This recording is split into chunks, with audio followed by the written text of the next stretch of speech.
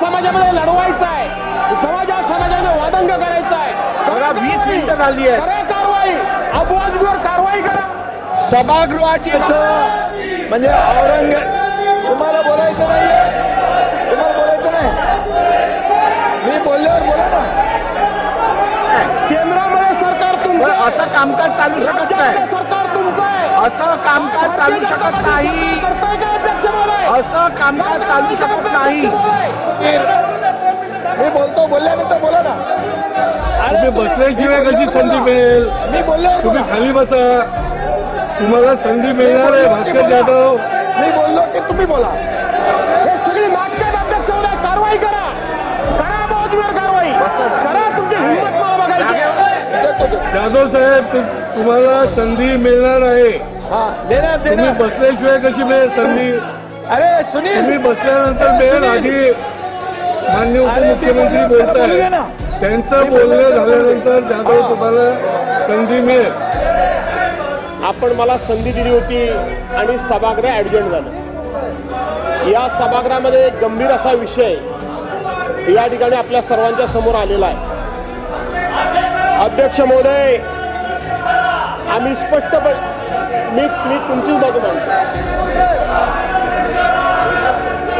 आणि म्हणून अध्यक्ष महोदय, बसा, जागेवर बसा। प्रस्ताव आहे 97 जागेवर बसा, त्याचा विषय सुद्धा आज आहे अध्यक्ष महोदय।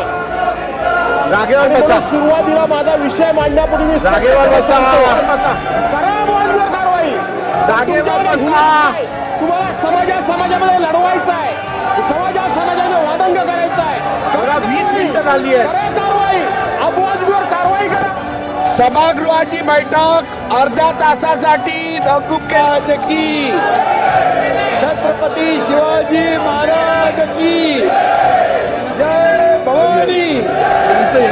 जोरात बोला। आणि सर्वप्रथम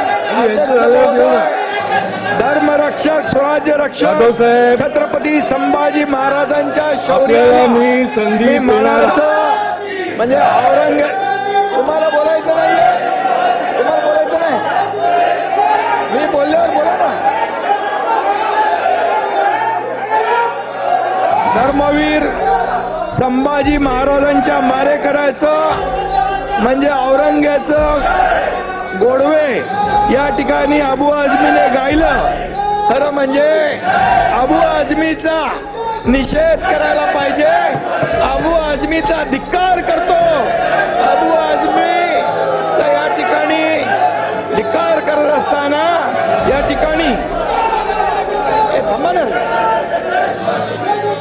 आणि म्हणून अबू आझमीनी यापूर्वी देखील छत्रपती शिवाजी महाराजांच्या बद्दल अतिशय चुकीचं वक्तव्य केलं होतं आणि म्हणून त्यावेळी देखील हा वारंवार अबू आझमी छत्रपती शिवाजी महाराज आणि संभाजी महाराजांचा जाणीवपूर्वक अपमान करतो।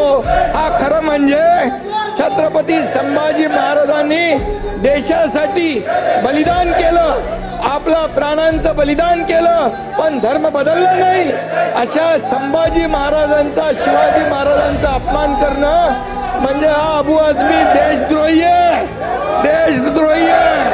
आणि म्हणून या देशद्रोहाला या सभागृहामध्ये बसण्याचा अधिकार, या देशद्रोही अबू आझमी याला नाहीये।